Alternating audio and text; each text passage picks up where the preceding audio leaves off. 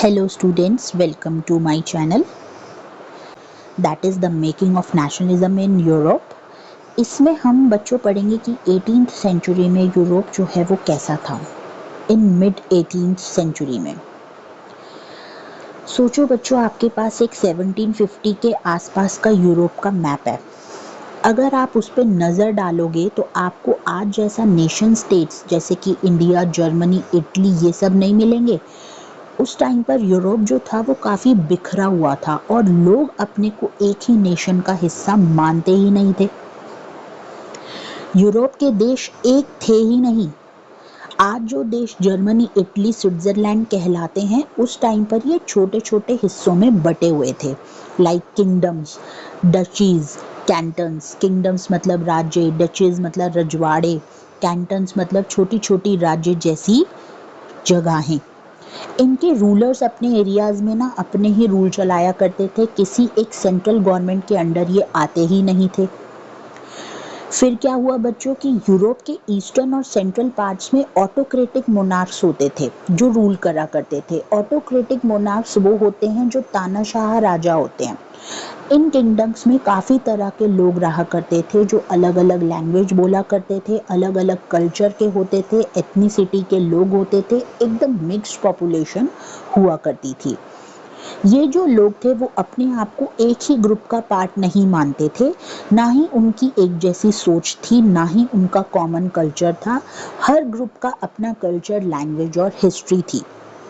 बच्चों, मेरी एक एक बात को एक एक लाइन से आप कनेक्ट कर सकते हो। मैं आपको एक एक लाइन का मीनिंग समझा रही हूँ, इसलिए प्लीज़ ये जो मैंने सब अंडरलाइन करा है ऑलरेडी पहले से ही, तो प्लीज़ आप इसे भी पढ़ते रहें और मुझे सुनते रहें। आपको बात बहुत अच्छे से क्लियर होती रहेगी। अब क्या हुआ बच्चों कि ज़्यादातर लोग तो अलग अलग लैंग्वेज बोलते थे और डिफरेंट एथनिक ग्रुप से बिलोंग करते थे, जैसे जाति या समुदाय से। इस वजह से उनका एक कॉमन नेशन बन पाना तो बहुत ही ज़्यादा मुश्किल था। तो ऐसे में क्या हुआ, आपको एक एग्जाम्पल ध्यान में रखना है हैब्सबर्ग एम्पायर का। हैब्सबर्ग एम्पायर जो ऑस्ट्रिया हंगरी को रूल करता था, ये एक ना जिगसॉ पजल की तरह था। मतलब बहुत ही कंफ्यूजिंग था क्योंकि इतने अलग अलग रीजन और लोग इसमें शामिल थे कि एक कॉमन आइडेंटिटी बनाना बहुत ज़्यादा मुश्किल हो जाता था।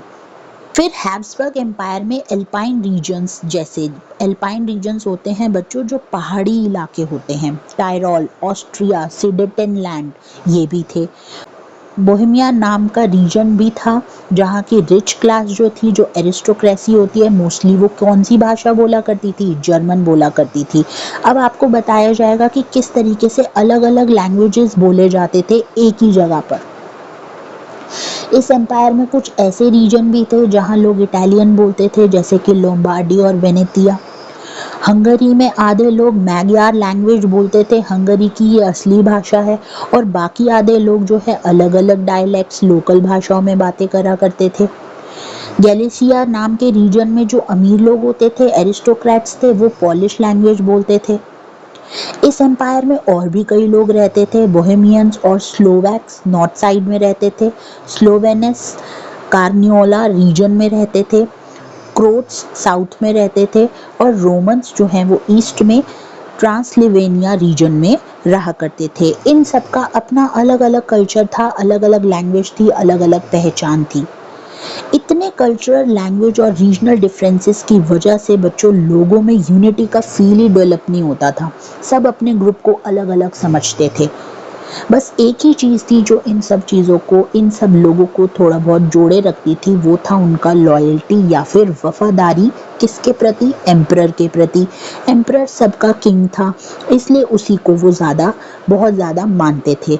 बाकी कोई कॉमन इनके अंदर आइडेंटिटी थी ही नहीं।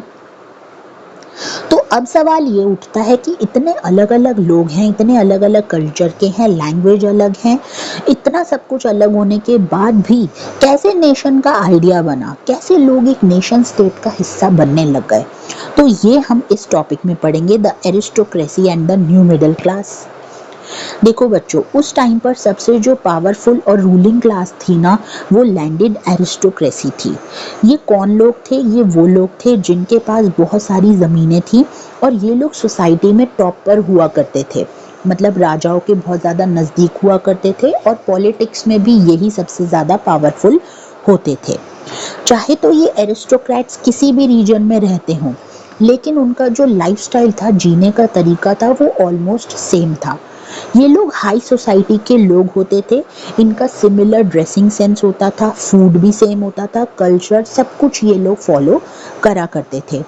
उनके पास क्या होता था कि गांव में, विलेजेस में बड़े बड़े ज़मीनी एस्टेट्स भी होते थे, और शहरों में क्या क्या होता था, इनके पास बंगलोज, बड़े बड़े टाउन्स, हाउसेस, जो काफ़ी ये बहुत रिच क्लास थी।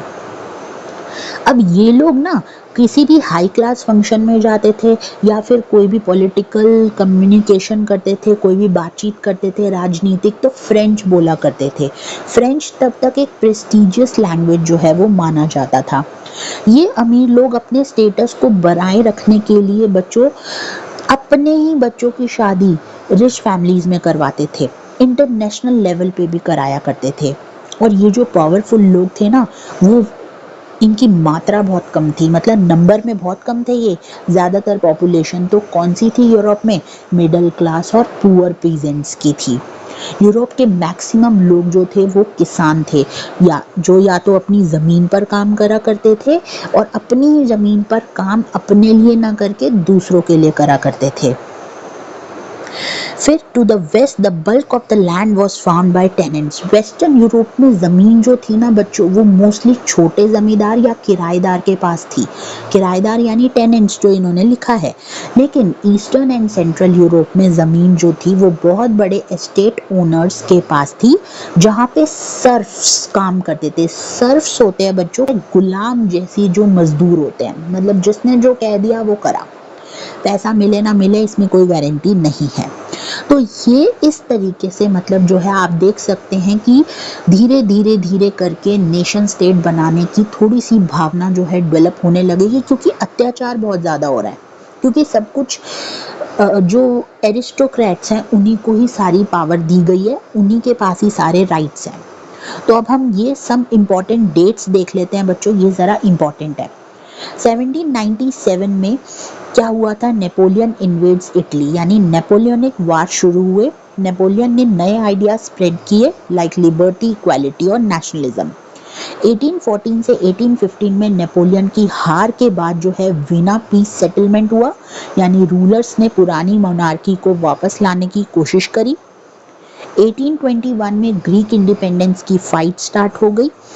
1848 में यूरोप में बड़े बड़े रेवोल्यूशंस हुए, जैसे लोग जो है वो जॉब्स के लिए, अपने राइट्स के लिए और बेटर रूल की डिमांड करने लगे। मिडिल क्लास ने कॉन्स्टिट्यूशन और डेमोक्रेसी मांगा।